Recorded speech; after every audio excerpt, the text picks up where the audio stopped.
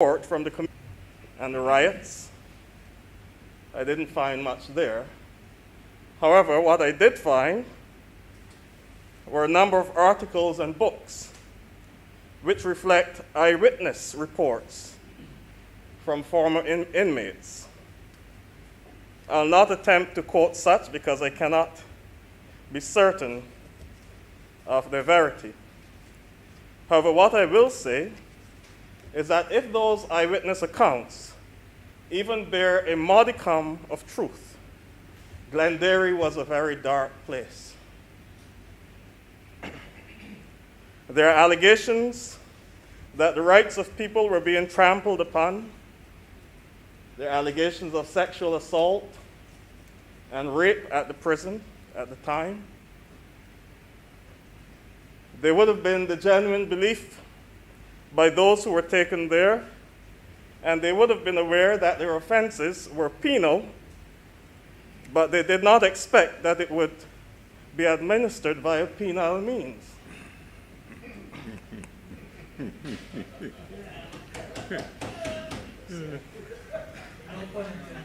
None whatsoever. There were allegations of drug smuggling into Glenderry and other nefarious activities, supported by those who should have been responsible, by persons in positions of trust. The words of Juvenal come to mind. I'll just use the English. But who will guard the guards themselves? Who will guard the guards? I have highlighted these things to suggest, Mr. President, that Glenderry was imploding from within. It was imploding. It was a powder keg just waiting for something to happen. Criminals became victims of criminal activity in a place where they should have been rehabilitated. Some, a minority, who were expected to uphold the integrity of the institution, had abandoned their duties. Against this backdrop, Mr. President, I believe that Glenderry serves as a sordid telegraph of the future for the other Glenderry. The other Glenderry, sir, is the one in which you and I live and move and have our being. Like the Glenderry that met its demise in 2005, this Glenderry can arguably be said to be one in which people can have their rights trampled upon. And we heard the impassioned presentation of Senator Moe this afternoon. This Glenderry is one where persons can find themselves as outcasts in a society that nurtured them. This Glenderry is one where people are told to become educated, but then they're still overlooked for jobs in this country, while others are brought in from overseas. While I speak of education, I wish to congratulate little Elena and Jeremiah, the two top students in our 11 plus exams for this year, and indeed all the children who worked so hard during this most challenging time. They're all heroes. But like the Glenderry of 2005, when persons work so hard and are told to excel, and they do it,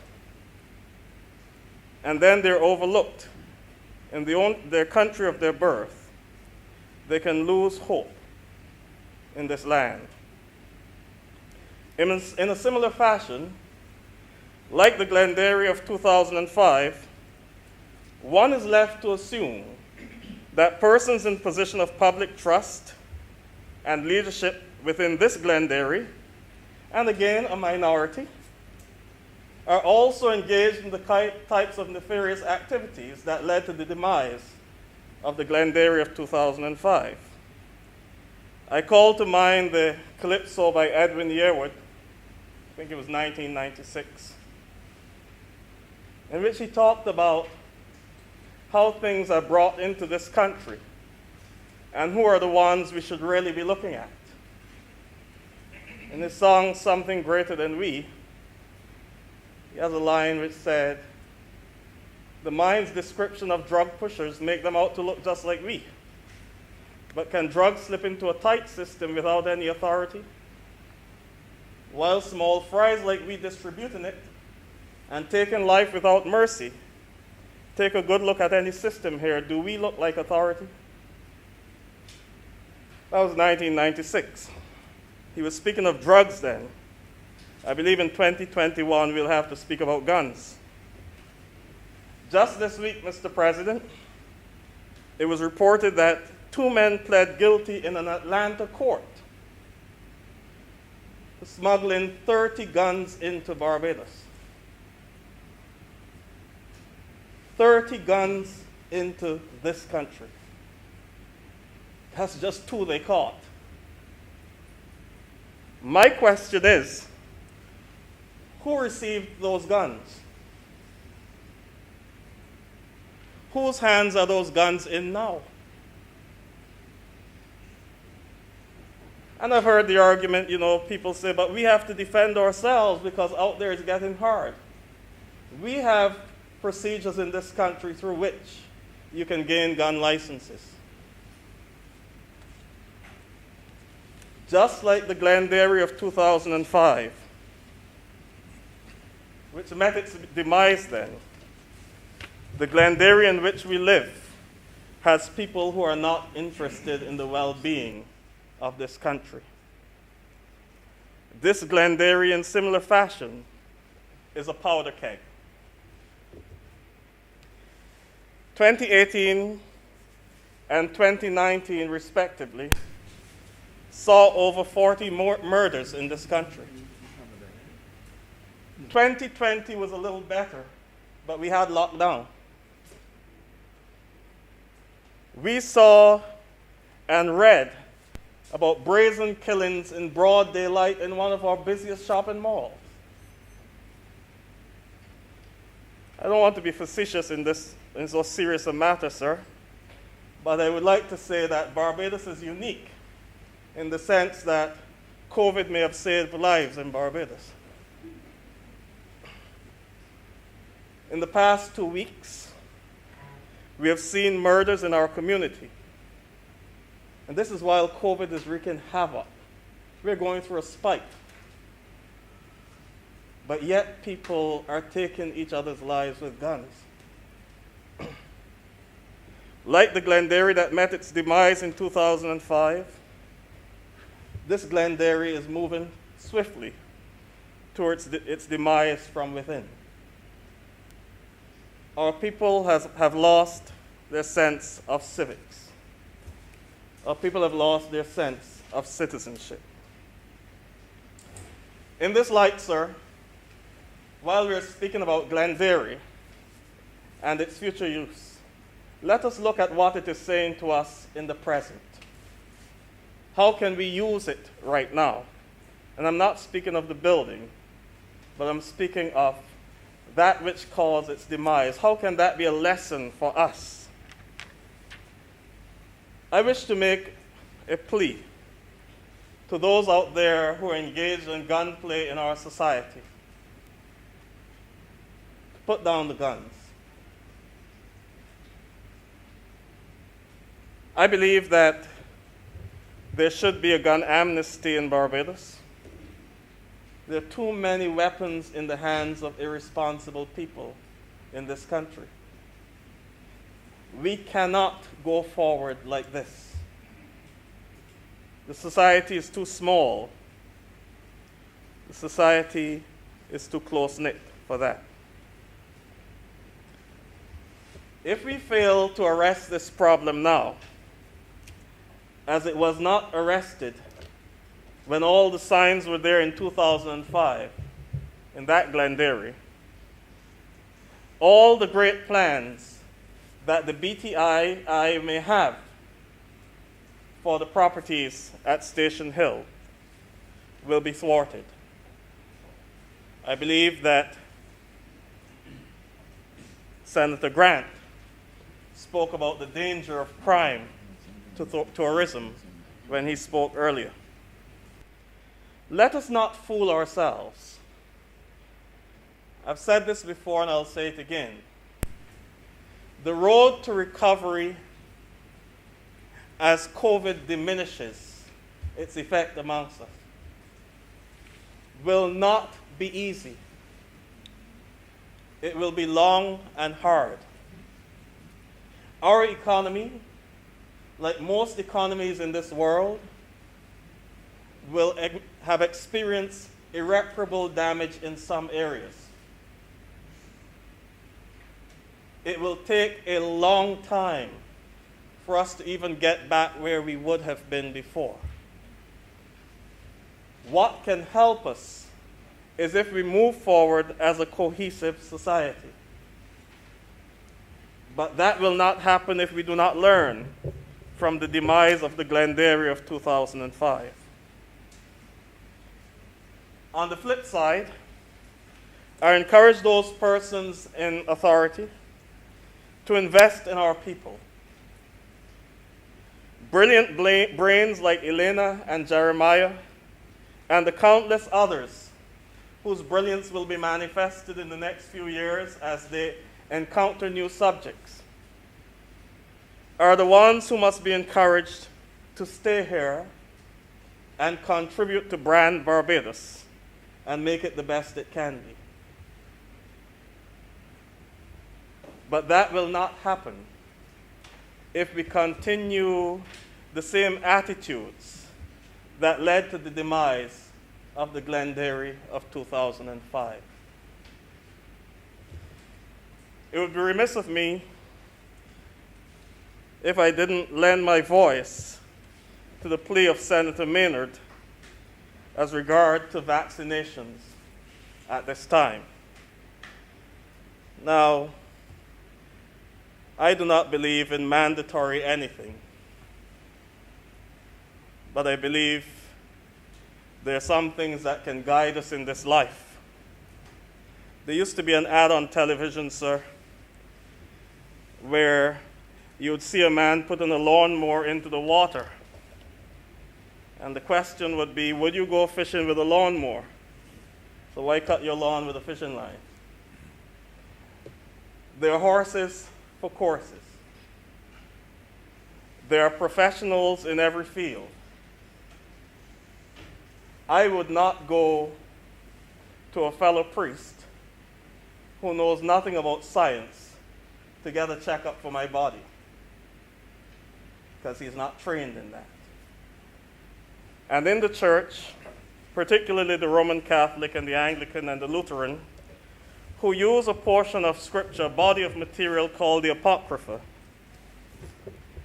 there's a particular reading that we use on October 18th, which is the feast of St. Luke the Physician. And if you will permit me, sir, I'll read a few verses. It is a book called Jesus ben Sirach, Jesus son of Sirach, or Ecclesiasticus. It was written sometime around the year 180 BC. St. Luke is the patron of physicians in the church. And this is the reading from Ecclesiasticus 38, verse 1 and following. Honor the physicians for their services, for the Lord created them. For their gift of healing comes from the Most High, and they are rewarded by the King. The skill of physicians make them distinguished, and in the presence of the great they are admired. The Lord created medicines out of the earth, and the sensible will not despise them. Was not water made sweet with a tree, in order that its power might be known? And he gave skill to human beings that he might be glorified in their marvelous works. By them, the physician heals and takes away pain. The pharmacist makes a mixture from them. God's works will never be finished. And from him, health spreads over all the earth. My child, when you are ill, do not delay, but pray to the Lord and he will heal you. Give your faults and direct your hands rightly and cleanse your hearts from all sin. Offer a sacrifice and a memorial to the Lord and pour oil of offering as much as you can afford. Then give the physician his place, for the Lord created him. Do not let him leave you, for you need him. There may come a time when recovery lies in the hands of physicians, for they too pray to the Lord, that he grant them success in diagnosis and in healing for the sake of preserving life. He who sins against his Maker will be defiant toward the physician. Ecclesiasticus 38. Those are the first 15 verses. I've highlighted that to say, sir, that there are many Google doctors out there. But the reality is that we have trusted all these years the same physicians who are giving us advice to keep ourselves healthy. The vaccine is not perfect. Humanity has never eradicated a virus. That's what viruses are. It took us decades to deal with HIV. It was just about 2 years ago that they came up with a concoction that can lower the viral loads to the point where it cannot be transmitted. Our physicians have been working overtime.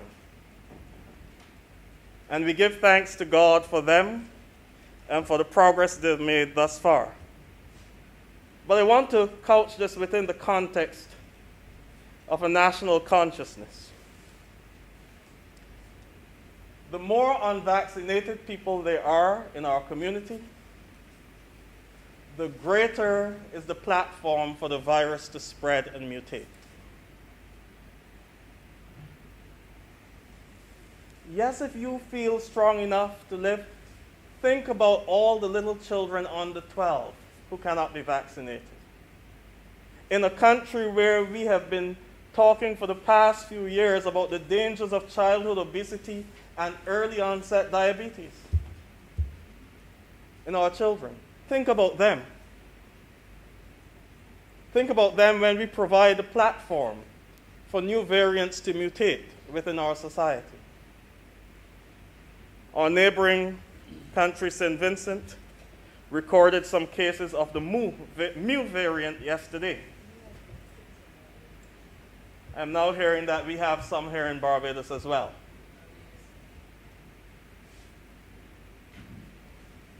I encourage us to think as a society.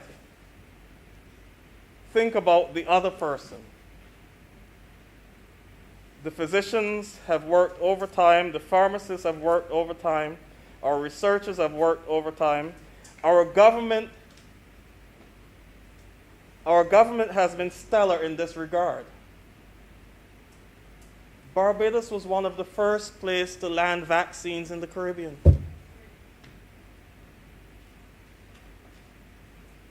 And all of a sudden, we have become doctors ourselves and putting each other at risk. Let us remember why the Glengarry of 2005 came to its demise. It imploded from within. It was destroyed because within, nobody really cared about the institution. There were some who were oppressed, so they couldn't care less. There were others for whom it was just a place where they could carry out their activities, their nefarious activities. And so nobody cared about it. There's still hope for this Glengarry. And I encourage us not to let this one meet the demise of the last one. Let us do what is necessary to build the best society we can by being each other's keeper. I thank you very much. Thank you, Senator Dr. Rogers. Senator Liggins.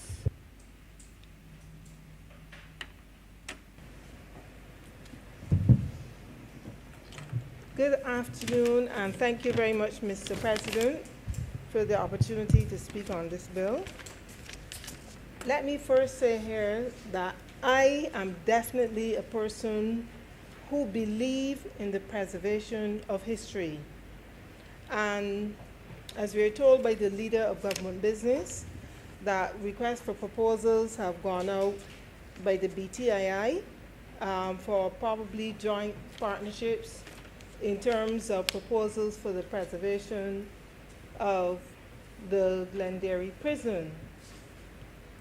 Barbadians don't seem to have a sense of history.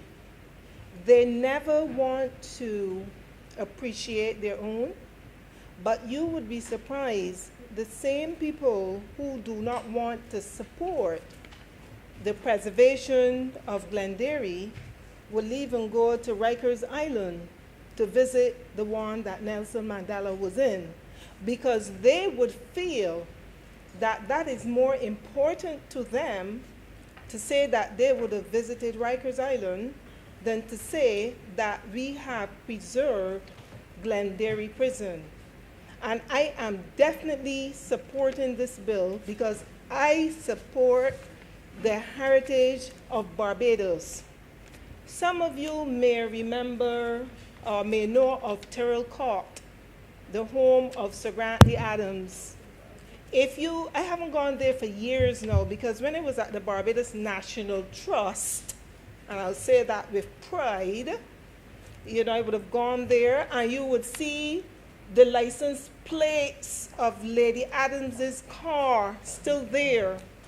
You would see the history of a lot of things Sir Grantley did right there at Terrell Court, Mr. President.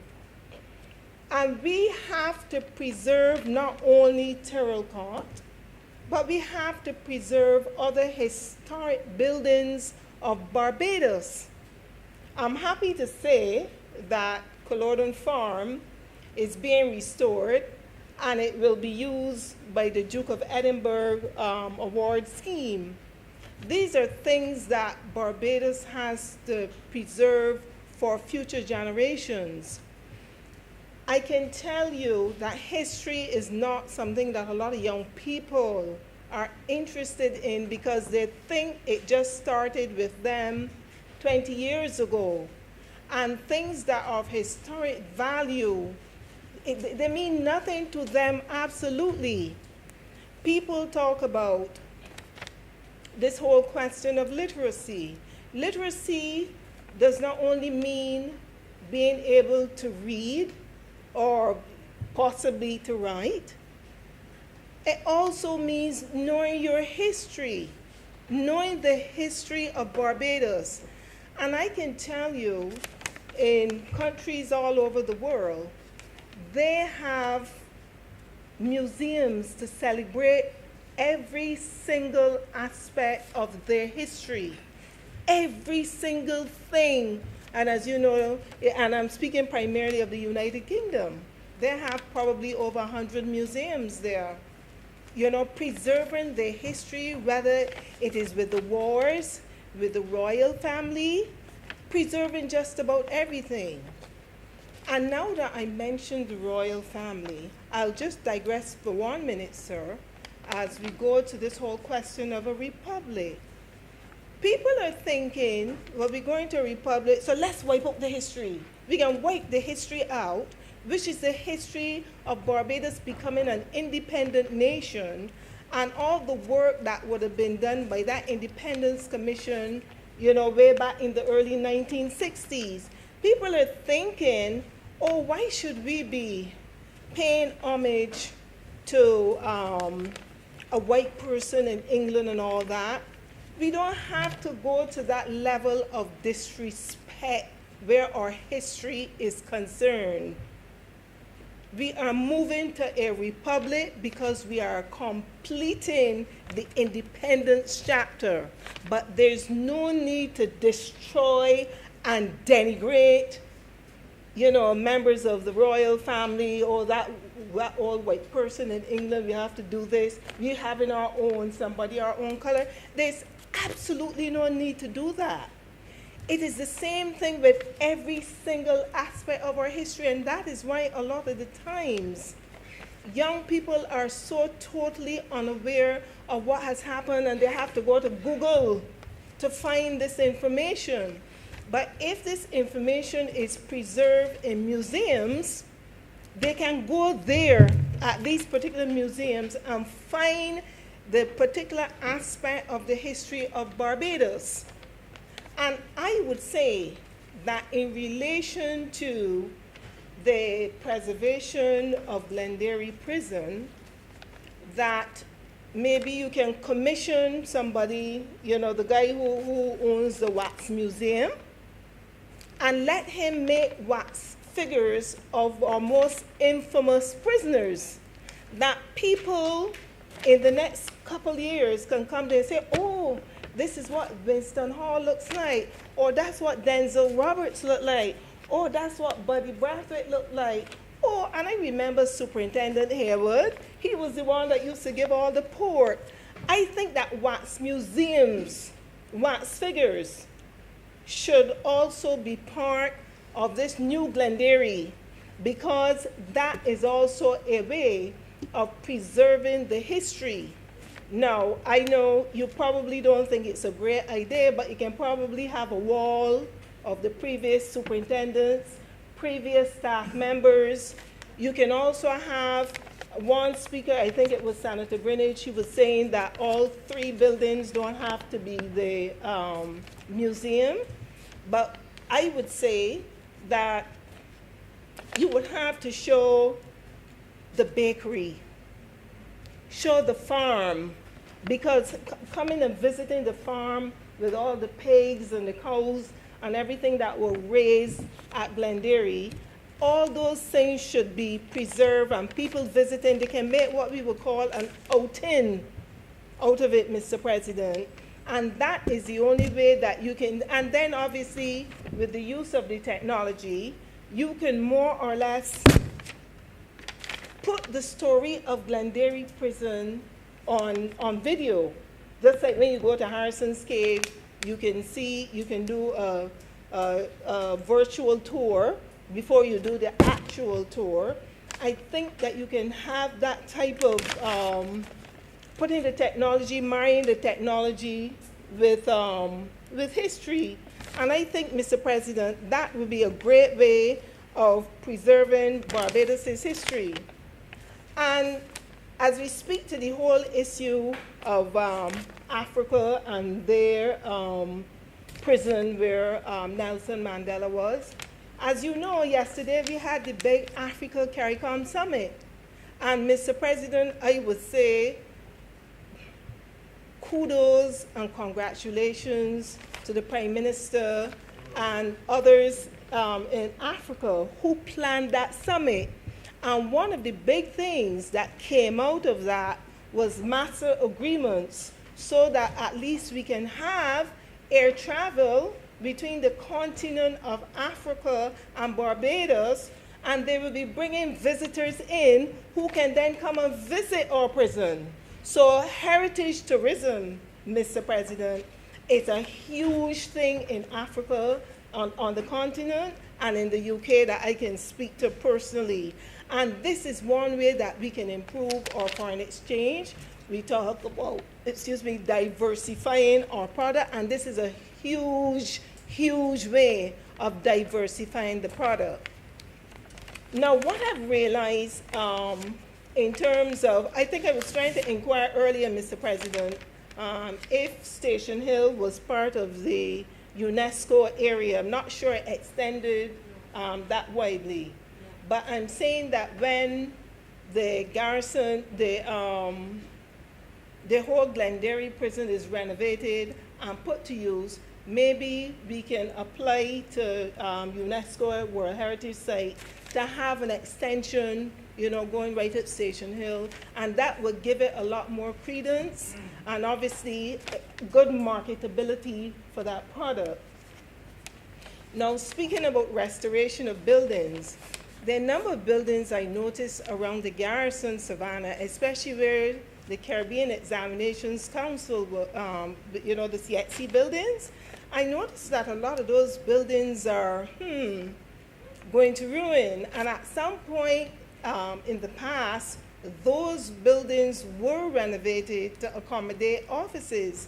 But now I see all those historic buildings around the said garrison, Mr. President, they are rotting down. So I think that we need to pay a little bit of attention, Mr. President, to those buildings as well. They can be converted, might be an extension of our present museum that's around the garrison, because they're getting tighter and tighter for space. But as you leave it unattended for such a long period of time, you would have to spend more money on the preservation, bringing the buildings back up to scratch. So, Mr. President, I thought that I wanted to let Barbados know, whoever are in the hearing of my voice, I support Glenderry Prison being preserved for the history of my children, their children, and their children's children. Because you want to hear something? I know people talk about historians, and you would find out that 50 years from now, wait, what was there before? I can't remember. Maybe let me check Dr. Google. But if we, and this is what we're talking about, documenting. And if we have to document all these things now, because believe you me, Barbados is moving at such a rapid pace now. And I noticed that we're not documenting. We probably will have to speak to the KFL campus and all the professors there of history to continue to preserve this history for our Barbadians, because a lot of times you hear even on the program that is going on now, names of famous places in Barbados. And people were like, it used to name so? Because people will forget in 25 years. And we need to document a lot more of our history now, not just talk about it, so that in the years to come, we would have a legacy to leave. And as I said, just like it is in the UK, because they celebrate everything, they restore everything, they preserve everything. But you know what? I find that we are a mash-up and buy-back society. We like to lick down everything, forget how it get there. And I would not want to see Glenderry with its historic walls and lovely arches and everything demolished. That building has to be preserved. It has to be preserved. The history is not a great one in the sense that it housed prisoners, but there's a prison in every country. But there's something very significant and historic about it, and I can refer you all to Sir Henry Fraser's article that he wrote, I think it's in Barbados Today, and have a good read of it. And it shows you that there's some people who are still interested, Mr. President, in the preservation of the history of Barbados. And I will say to you, I, Althea Biggins, unreservedly support the fact that we're going now for proposals to restore Glenderry Prison for the future of Barbados. I thank you, sir. Thank you, Senator Wiggins. Senator Drix. Thank you, Mr. President. We've had an interesting debate so far around this resolution. I was not expecting To be here, sir. yes, to be here this long, or to speak, rather, but I will make a contribution to the debate. Mr. President, we've heard arguments for and against the conversion of the site that is being invested to BTII. And I want to say that I believe, based on the information, as scanty as it may be, I believe that it is the opportunity for us to create a legacy project.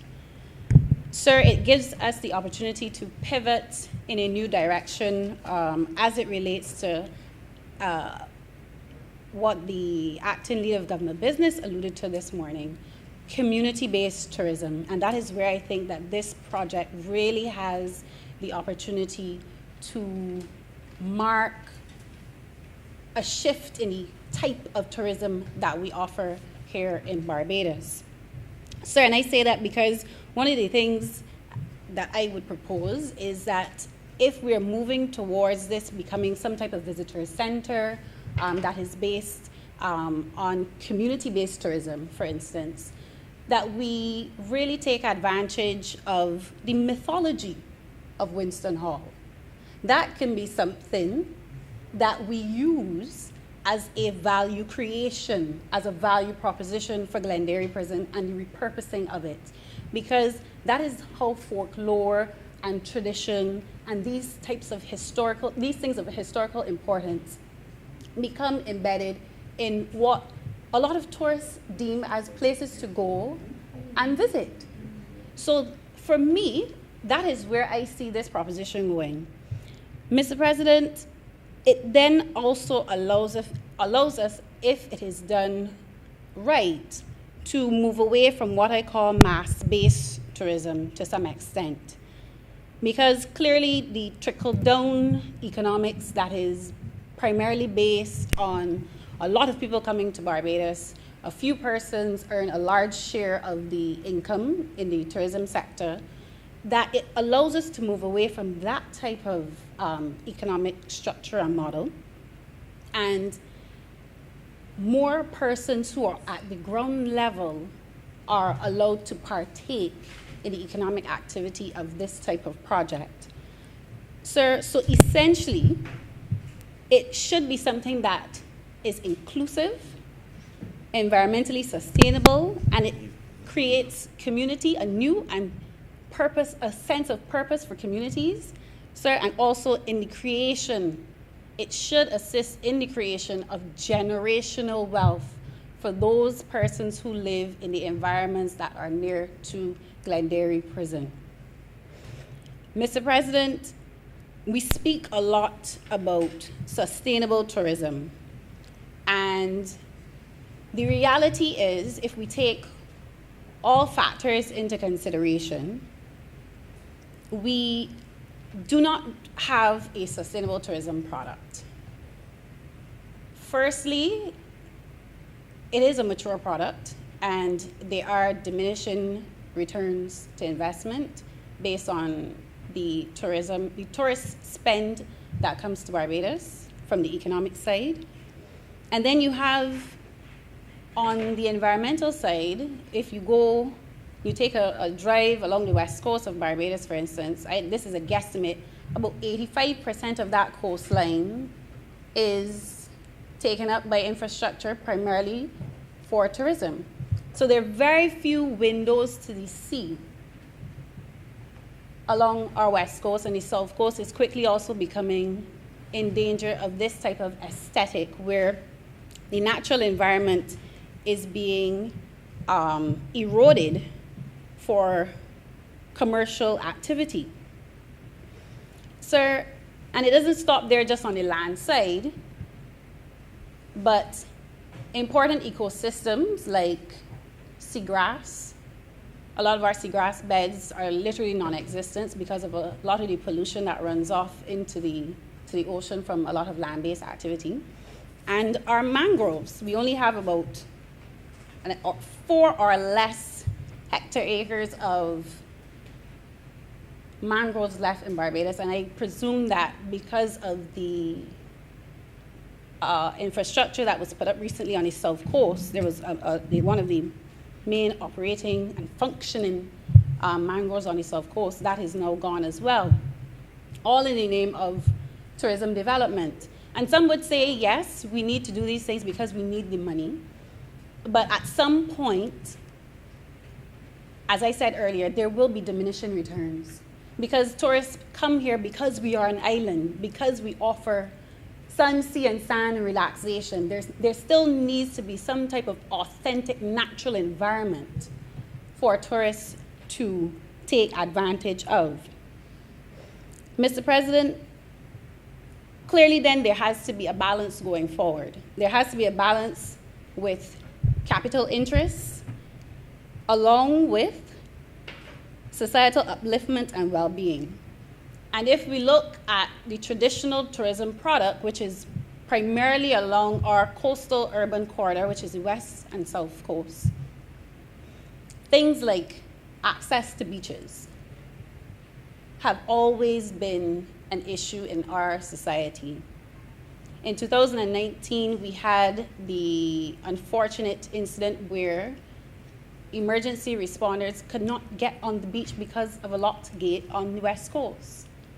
Until we fundamentally understand where we want to go with our tourism product and how we regulate it, if we are to say that it is for Barbadians and the benefit, the real benefit of Barbadians, whether that be monetarily or culturally, these are the types of things we have to look at going forward when we talk about sustainable tourism.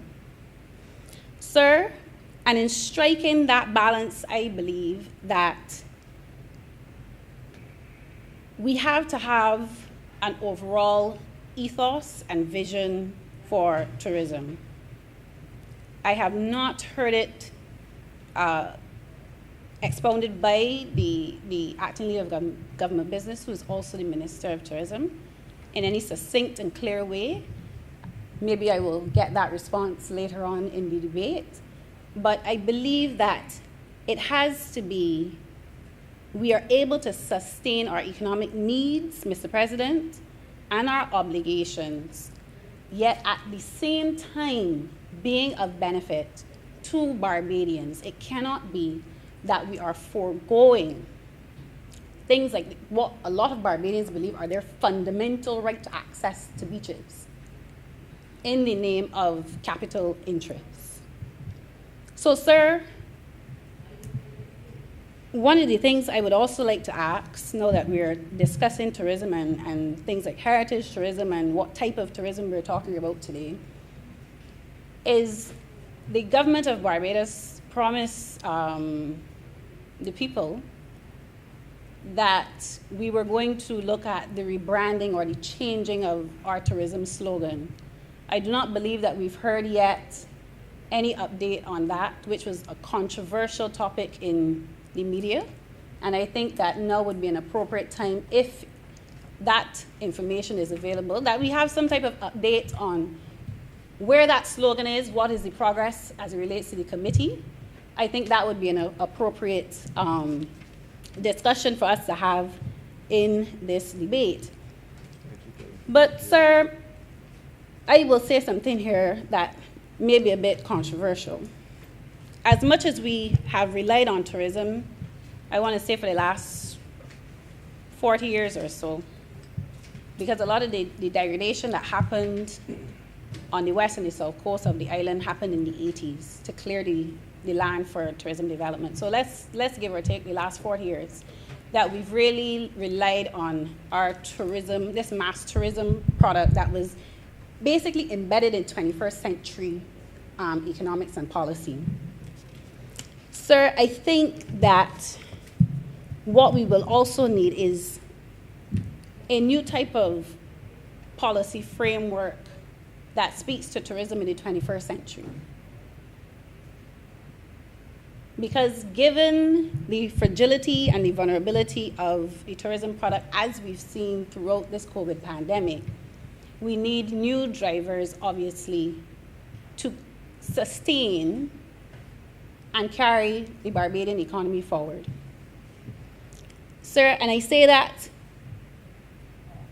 because there clearly then needs not just to be a diversification of the economy. Many persons say that, and to this day people say, no one has offered a substantive alternative to the tourism product. But I also think because we've tied ourselves to tourism so much, we need to probably divest away from tourism as much as we have for the 21st century. Sir, I say that because when we have economic indicators, like a gross public sector debt as of June 2021 of $13 billion, and an economy that was valued of just about $9 billion last year, In my mind, I do not believe that 21st century mass tourism, yes, it may give us a little leeway in the short term. I will not fight that argument. But I do not believe in the medium to long term. That is what will carry us forward. Mr. President, I believe that there has to be an emergence of a new entrepreneurial, and I emphasize this, although it may be evident, a new entrepreneurial and Black business class in Barbados. Sir, and that should not be a controversial statement because more than 90% of Barbados is of African descent. And as Senator Wiggins rightly alluded to just now, we had the inaugural summit of CARICOM and Africa, where, Mr. President, I am hoping that that is where a lot of our energy and our time and our investment goes towards not just bringing visitors from Africa, but I believe that is now the gateway for us to expand the Barbadian economy and market so that those young Black entrepreneurs who reside in Barbados, who have a difficulty expressing their creativeness because of the confines of the market that they exist in, now have the opportunity to freely move and do business with our African brothers and sisters, Mr. President. So, sir, this resolution clearly, as I said, for me, should be a shift, yes, in how we view tourism. And I believe that the request for proposal, and this is in my humble suggestion, one of the main criteria by which to judge those proposals by is the amount of community-based involvement in those proposals, because it is in the middle of a community in Station Hill, Mr. President, and we have to start by our actions showing Barbadians that they can get, as was said earlier, a piece of the action. This is a tangible way by which the government of Barbados can say to those persons in those environments, one of the key criteria for those proposals going in for this type of investment now for repurposing Glenderry is the involvement of those in the community. And sir, I say that because we say a lot of things and a lot of people believe around the country that it is just lip service. And if we can make those very clear policy messages to the people of Barbados, I believe that there would be a greater uptake of confidence. Because a lot of the times people believe that politicians, yes, say one thing, but if you show them through action, then your actions will speak a lot louder than your words, Mr. President. So, sir, for me, I believe that there should be clear and decisive action towards what I call Barbadian economic liberation. Because I think what COVID has shown us is that it is not even enough to share the ownership. I think we've come now to a place where people must feel that they operate and do business in a country that is by them and for them. And that is why I use the word liberation, because a lot of persons in Barbados do not feel that they are free to participate and own wealth in Barbados without being confronted by what I call the traditional owners of capital and how the system protects those individuals, and they shut out a lot of business or new and emerging businesses. And if we can take a project like this that is steeped, what I consider, sir, steeped in class division and colonial legacy, and move it away from that, where we rightly say to those persons in the community, this is your piece of Barbados tourism sector. You are now the owners and a part of the driving force behind changing the face and the landscape of the tourism product of Barbados. Sir, so I end by saying there clearly needs to be, and it's possibly being worked on in the ministry, I'm not sure, but a new vision for tourism. Not being worked on. We have a lot of, in this COVID environment, a lot of webinars and meetings and so on, but a clear vision, Mr. President, for what the tourism product of Barbados looks like in the next 5 to 10 years, given the changing global environment, Mr. President. And sir, I think that that type of vision should be seeking to express what I call our true identity. Senator Rogers spoke about the need for a sense of civics and duty and responsibility. And I want to add to that, that the vision for tourism should also foster and promote a higher collective national consciousness. And it can't just be fancy slogans. It has to be embedded in the psyche of every Barbadian. And it has to be driven by tangible outcomes that they can see that they are truly a part of this sector. Sir, I recently read a book, and I'll end here, but I want to say this. I recently read a book by Ambassador David Comishon. I don't know if the goodly senator on the other side, who is steeped in all things education, if he's read it yet. The book is called The Pan-African Love Story of Arnold and Mignon Ford.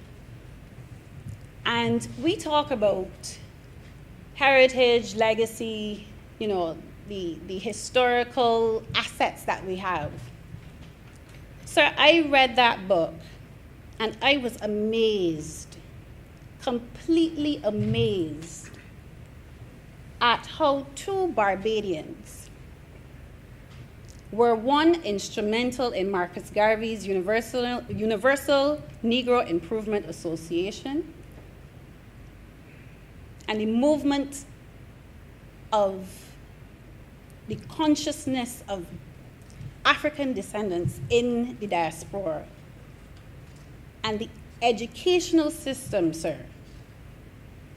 Arnold Ford, he was literally Marcus Garvey's right-hand soldier, if that is what I could call him, based on the writings of Ambassador Comishon. And how many Barbadians, sir, know of these types of stories? Comishon didn't make it up. Sir, I'm hearing asides, sir. I am hearing asides. By definition, I do not hear them. So I have not heard Senator Good, Franklin. sir. I've I not am heard wrapping Senator up, Franklin. sir. I am wrapping up. Sir, and his wife, Mignon Ford, she was one of the key educational figures in developing the education system in a post-occupation Ethiopia after Italy. And it struck me in reading that I believe that Barbadians do not know who they are. Because if these types of stories were taught to 3- and 4-year-olds in a way that obviously that they can understand, this issue about identity, this issue about crime, the issue about broken homes, the issue about not being able to have a collective unification across Barbados, I believe, sir, that is half the work. Because Barbadians are right now in an environment where, because of the economic hardship, they don't know where to turn. Mayor. Sir, and I honestly, after reading that book, felt a different sense of pride and a different sense of responsibility that we must do more for the next generation. We have to. And it cannot be by lip service. I am not in a position, I am not in government, but I will make it my personal responsibility, Mr. President, that whenever I stand here, regardless of if I am in a party or not, Mr. President, I am Barbadian. And we have hit rock bottom because of COVID. And any suggestion, policy, framework, but we need to work together and we need to do it genuinely. Because a lot of the times we come and we hear from whichever corner it is a message, but it has ulterior motives. And do not be fooled, Barbadians know. They know when there's an ulterior motive. They're not stupid. And that type, sir, that type of behavior will not redound to anyone's benefit in this country. So, sir, as I said, I was not even planning to speak today, but I duly hope that the BTII, now given this property, can mark it now as a beacon of hope, a signal that the average Barbadian has a stake in the tourism sector and not just be a maid, not just be a ball boy, not just be a pool boy, but they can be owners of the foreign exchange that comes into this country that they are citizens of. Mr. President, I'm a... Thank you very much, Senator Drakes. Senator Boyce. Thank you, Mr. President, and I must apologize to my colleagues as I had to step out for a short moment to attend to other matters. And, Mr. President, I'm sure it has been said, but it's amazing the discourse we're having about the vesting of land.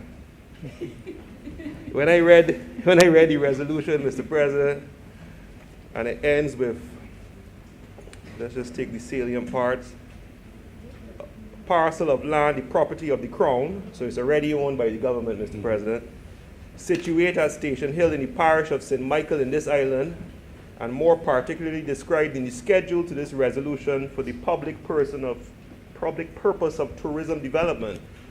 So we have a lot to say about tourism development, sir. We've had a lot to say about the schedule, and sir, we lawyers would have fun with the description and what it says, but we're talking about Her Majesty's Prison Glenderry. And sir, I like the dialogue and I like what is being said.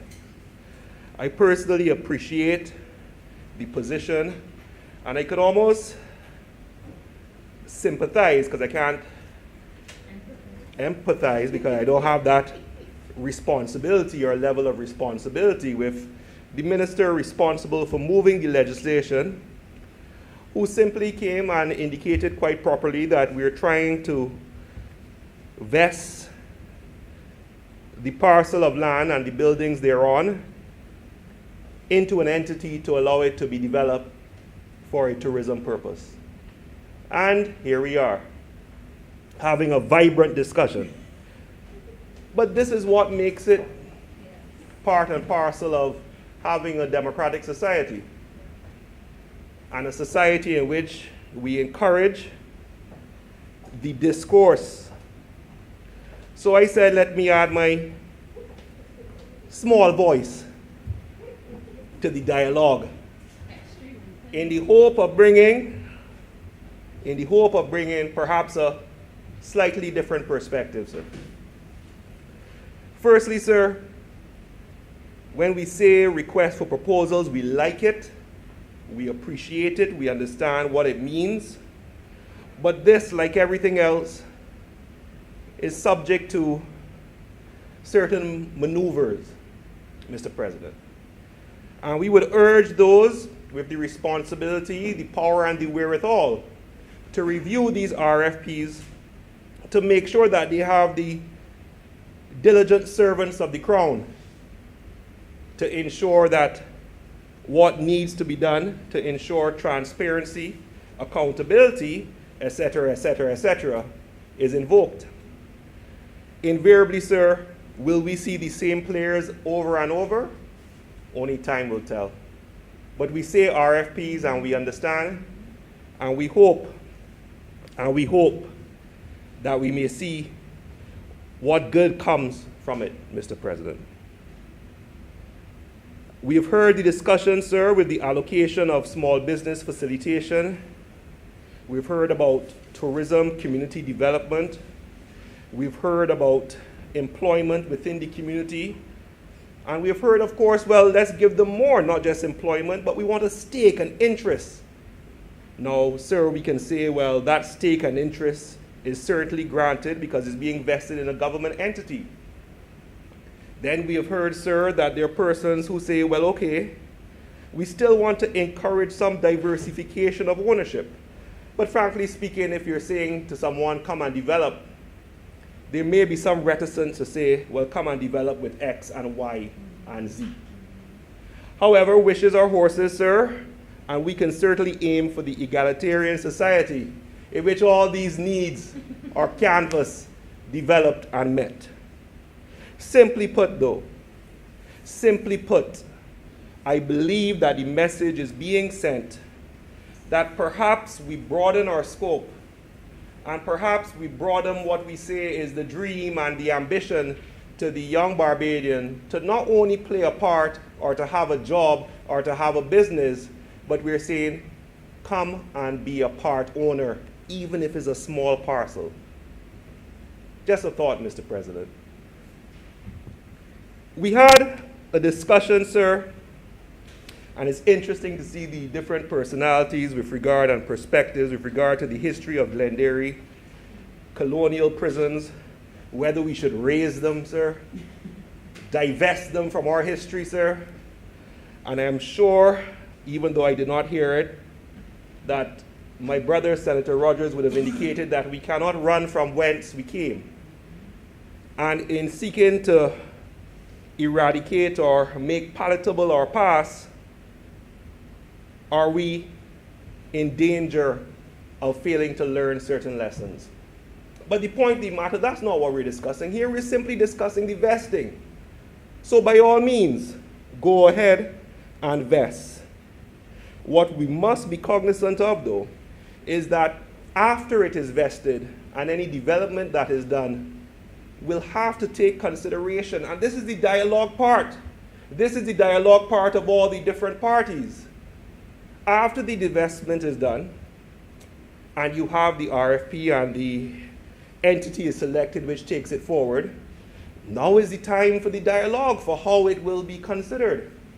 Let the voices be heard. We could raise part, we could raise half. Allow the colonial structures to remain, because there is a beauty in the struggle and in the sadness from whence we've come. The colonial prison that we have here, sir, is markedly similar to one in Spanish Town, Jamaica. And sir, in a previous existence, I found myself working as a young, not even a lawyer, a Mackenzie friend as such, in an inquiry when the Jamaican regiment were sent, and allow me a slight digression. The Jamaican regiment was sent to take care of the prisoners at Spanish Town prison. The problem is having soldiers guarding prisoners. One would have thought would have been apparent, but long story short, Mr. President, it didn't end well. And when we were visiting that prison site, the similarities, because they're all colonial structure, between Spanish Town and Glenderry were quite apparent. These are and were horrific structures, and recognizing their initial purpose with regard to the stated objectives of ensuring that colonial subjects remained in the darkest of places while being sanctioned is a harsh reality. It's a harsh reality and one we have moved away from. Some will say violence begets change and is necessary, but that gets into semantics, sir. One we have moved away from. But what we can't move away is the past. You cannot change what has been done. You can change your future depending on how much you believe in predestination and how much you are willing to accept, requiring effort from yourself. So, sir, in my personal view, we should be able to look back at these structures and see what the people have endured. However, this is not the time for that discourse. Allow the persons who win the RFP or the entity who wins the RFP to have public consultation and let us move forward. Let the voices be heard then as to what we do with this parcel which has attracted such great debate. But sir, I'm going to allow you to watch me do a bit of a tap dance here, sir. As we discuss prisons, and as we discuss the topic of Glenderry and prison, sir, I want to talk about another prison, which is the prison that we find ourselves in terms of the COVID pandemic. And a short segue. Sir, we had an outbreak in the prison, and I think we should give kudos to Minister Abrams, who I know personally, but they were able to ensure that there was no loss of life of the prisoners at dawn, sir. And I think that is very important and should be recognized and commended. He who feels it knows. And sir, within the question of the prisons, then we get to the concept raised of, well, should we perhaps then, to ensure that there's no loss of life, now watch me, sir, Mr. President, I'm talking about prisons. To ensure that there's no loss of life within the prisons, mandate that prisoners be vaccinated. So, Mr. President, where I say this is that recently I have had to hear of different concerns and different perspectives with regard to how we safeguard the prison population. I have also had to hear concerns and perspectives with regard to how certain Barbadian citizens feel with regard to the treatment when they are required to isolate. Some almost compare it to being in prison, Mr. President, and I'm walking this line. Now, sir, within the context of the prison society, sir, the vaccine debate has been long-ranging and has become particularly circular. And these positions, Mr. President, are firmly entrenched. I have heard Senator Maynard today, sir, but the fact of the matter is, we are debating, but we always need to be conscious of the future and our future self. So, sir, we have a situation, and allow me a slight privilege. We've had a wonderful start on the uptake, and we have reached a stage where the percentage of vaccinated persons are now at 35. There's been ongoing consultation. The same consultation we're asking for now. There's been ongoing consultation, Mr. President. And we recognize that in politics, you have to allow persons to voice their opinion. However, in my personal view, sir, in my personal view, the simple situation is this. We are here discussing a prison and vesting. But sir, we are literally in a prison right now, and we need to bring the necessary legislation to allow us to escape. That's the simple fact. The government, Mr. President, has done and given equal opportunity. There's been massive education. But simply put, there's a mob-a-ton of legal opinions. Everyone has a perspective. And what I wish to say, Mr. President, and I wish it to be noted, and I know I'm reaching the end of this rope that you've given me, sir, is that we must quickly bring the legislation to allow us to escape from the prison of COVID. This government has passed legislation swiftly in the past, extremely swiftly. And it's time to do so again. We can educate, we can vaccinate, we can even softly, indirectly mandate. But Mr. President, we simply cannot afford to wait. Thank you, sir. Thank you, Senator Boyce. Senator Cummins. Thank you, Mr. President. I don't even know what to say. I almost wasn't ready to rise after that intervention because I was preparing to say, up until that last statement, that I was very supportive of all that Senator Boyce had said. And I was thankful that he brought his legal acumen and demonstrated a complete understanding of the process of submissions of an RFP, and that he had demonstrated that an invitation to an RFP process could not provide any kind of specifics as was being required by the members of the opposition, because by definition, how could we, when being asked to be transparent, to be upfront, to give people an opportunity to make recommendations on what is to be done, come and make a pronouncement on what we were going to do, while at the same time telling you what we want, to come to the table and make a recommendation on what you would. The two things are actually counterintuitive. So I was actually surprised to hear that from one of the two opposition senators. I was not surprised to hear it from one, but I was very surprised to hear it from the other, who I'm convinced knows better. But I digress. So I was very happy to hear Senator Boyce's contribution, but I could not have gone with him on the second part of that journey that he was allowed. But Mr. President, I want to first of all thank all of the honorable senators in this chamber for their contributions on this debate. I do accept, as was said by Senator Boyce, that perhaps when we started the debate today, I thought that we would have been out of here very early, and we would have all been able to go on to the other matters of business that occupy us on a day-to-day basis, but that was not to be. And I think it's been an important debate, Mr. President, because it demonstrates that there's a wealth of knowledge, wealth of commitment, wealth of inputs that are available in this chamber that I'm always proud to be a member of.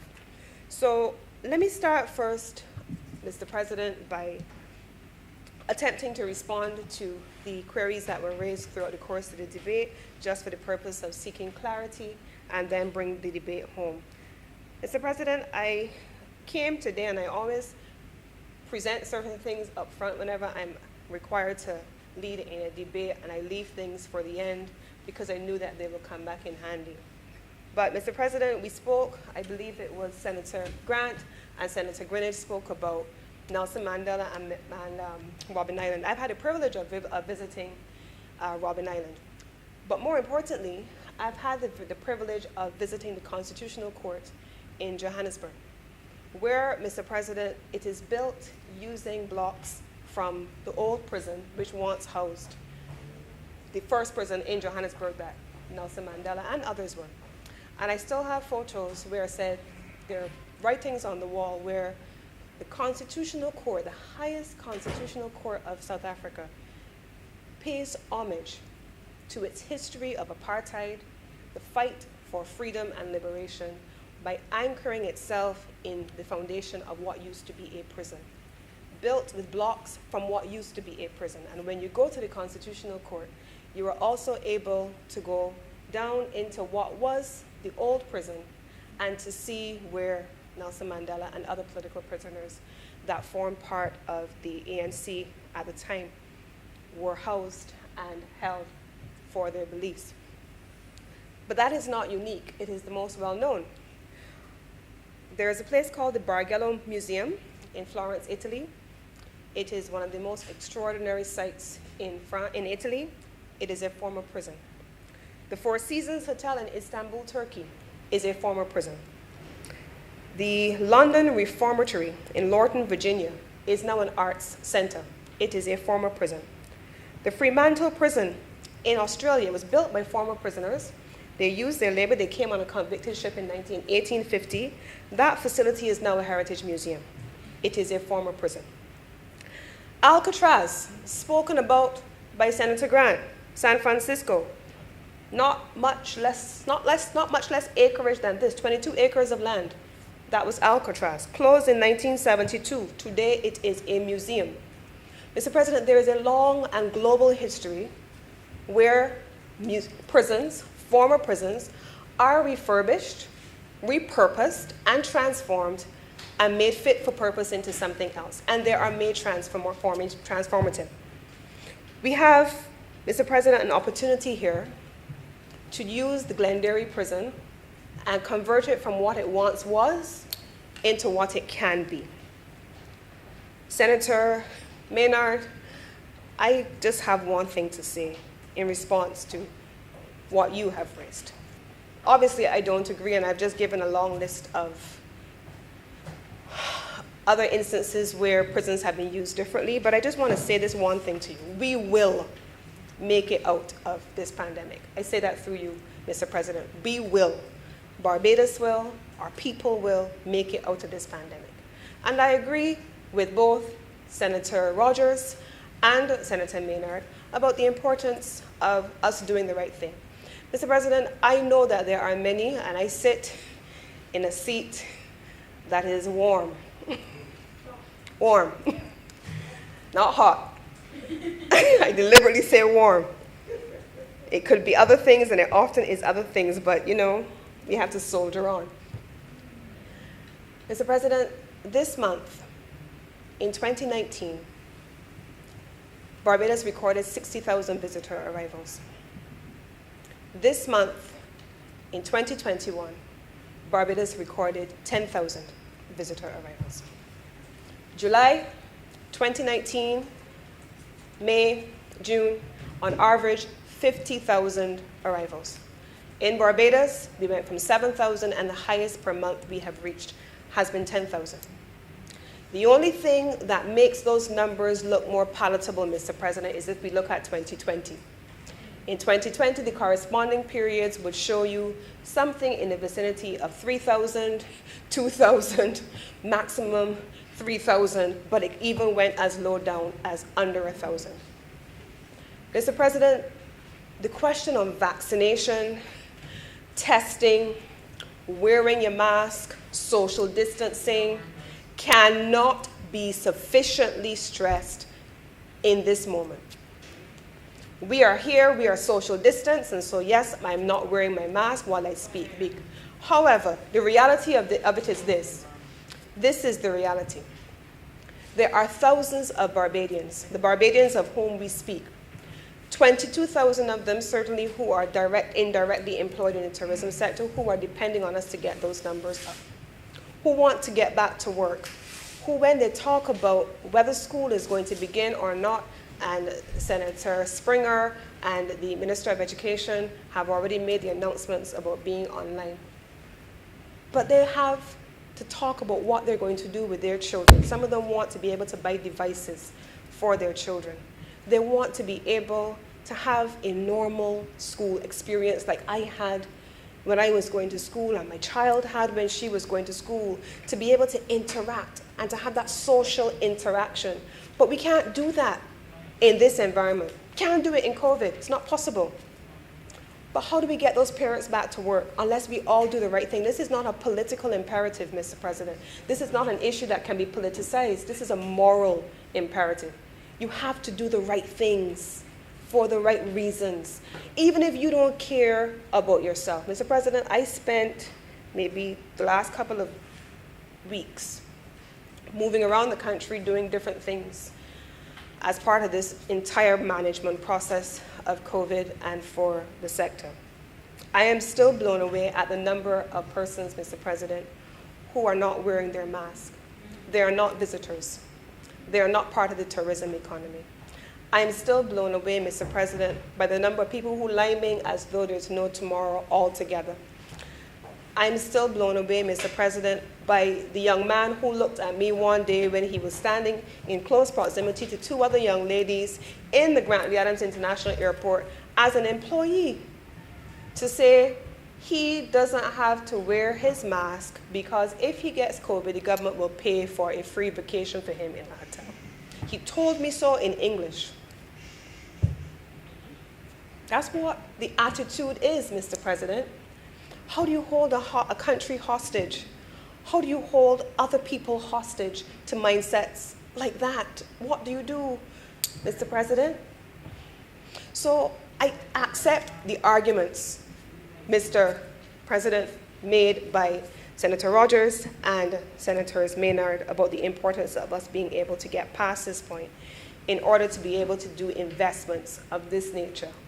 But I can say at the same time, Mr. President, that while the BTII does not fall under the Ministry of Tourism, but under the Ministry of Investment, that my own experience in the tourism sector, and certainly in interacting with all of the other agencies, there is still a high level of interest in investment in Barbados. And what does that mean? It means that the community tourism of which I spoke and Senator Drake spoke subsequently is a real thing, but it is not going to be enough on its own. So I don't agree that we can move away from any one thing and move away into something else, because ultimately, that's by definition diversification into multiple aspects of the same sector. All must contend, because the level of earning, the level of income, the level of revenue, and the level of the cost, the standard of living that you can attain must be able to go from either community tourism or mass-based tourism or heritage tourism, specialist tourism, whatever it is. You have to be able to allow people different income earning capacities and not limit them to the cap of a community. People have to be able to aspire. And that is what I would want to say in response to that. But finally, Mr. President, I take the opportunity as well to speak to Barbados developing a sustainable tourism product. This week I happen to be also acting Minister of Maritime Affairs and the Blue Economy. And so I will share on this occasion that I'm sure that the Honorable Minister of Maritime Affairs and the Blue Economy has spoken on more than one occasion about the special maritime areas which are being designated across the country.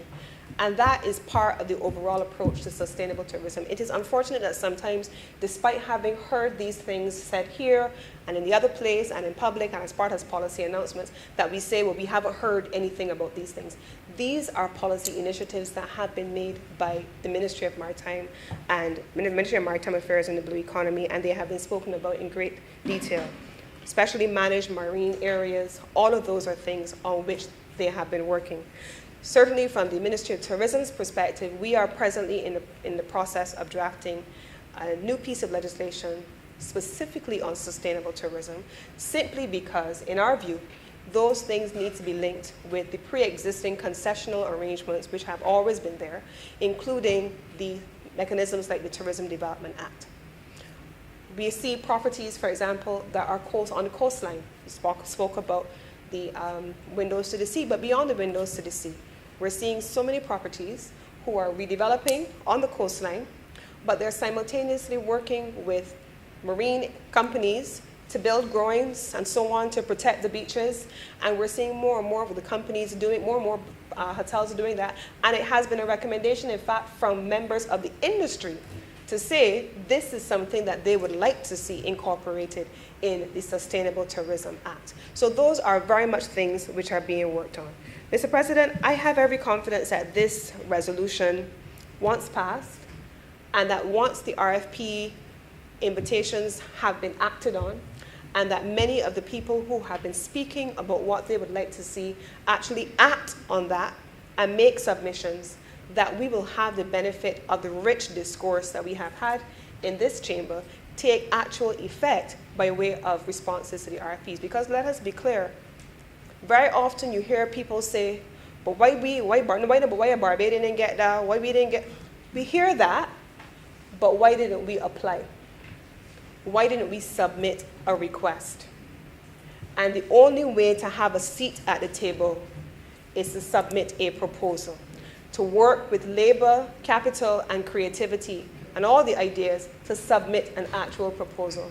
And I would wish to encourage all of those who want to make a contribution with the Glenderry site and all of the others that I spoke about that are in the newspaper today to get actively involved beyond standing on the sidelines and make your representation by way of an actual proposal.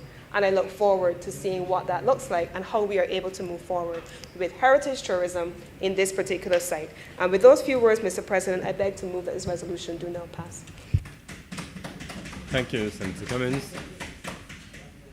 The question is that this resolution do now pass. Honourable senators in favour, please say aye. Aye. Those against, please say no. I think the ayes have it. This resolution is duly passed.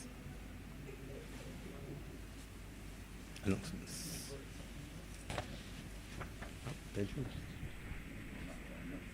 You just have to announce if you don't have.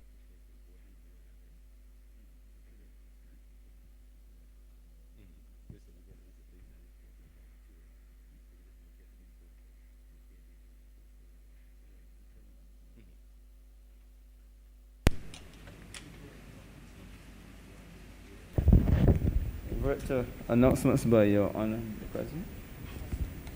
Honourable senators, this morning in the announcements, I read a message from the Honourable, the House of Assembly, and during the course of the day, there have been a number of senators expressing interest in serving on the Joint Select Committee.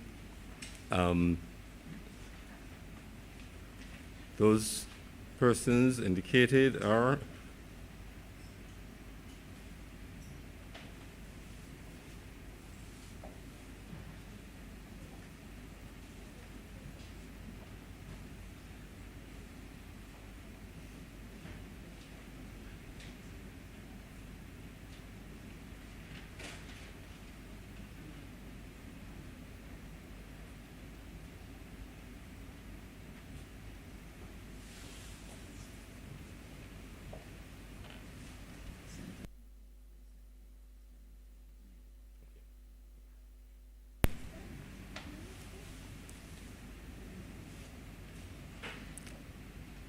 as I recall, the invitation to the Honourable Senate was to have 6 persons representing the Honourable Senate on that committee, along with the 8 from the House of Assembly, and those persons will represent the, will reflect the composition of the Honourable Senate, members of government, opposition, and independent senators, and those persons will therefore be Senator Cummins, Senator Dr. Holder, Senator Sands, Senator Franklin, Senator Wiggins, and Senator Hunt.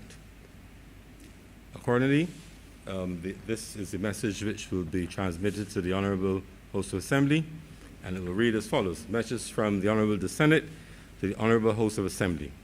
The Honourable Senate has the honour to extend its compliments to the Honourable House of Assembly and to reply to the message from the House inviting the Senate to appoint 6 members to a Joint Select Committee on the National Vending Bill 2021. The Honourable the Senate is pleased to appoint Senator Honourable Lisa R. Cummins, Senator Dr. Lynette P. Holder, Senator Damian Sands, Senator Caswell Franklin, Senator Julian Hunt, Senator Althea Wiggins, to constitute the Joint Select Committee with the Honourable the House and to offer every good wish for the deliberations of the committee. Dated this 8th of September 2021, and I will sign as President of the Senate.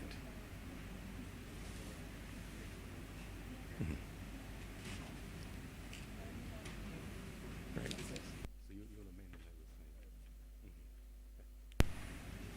Senator Cummins. Public business. Mr. President, I beg to move that the Senate is now suspended. Sign the die. Adjourned.